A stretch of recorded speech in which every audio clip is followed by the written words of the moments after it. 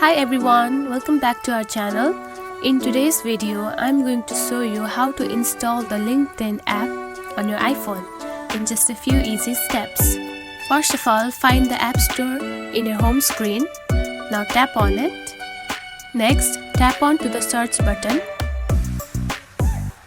Now, tap on to the search bar and type the name LinkedIn and simply click on to search.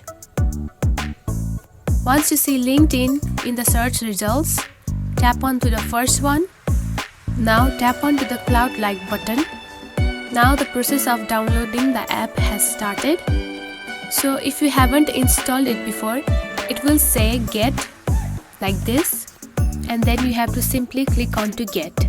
So I have already installed the app, that's why it did not show get. Once the app is downloaded, it will appear on your home screen. Now the app has been downloaded, you can now easily log into LinkedIn app.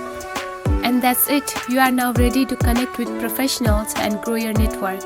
And stay up to date with industry news all from the palm of your hand. If you found this video helpful, don't forget to like and subscribe for more tips.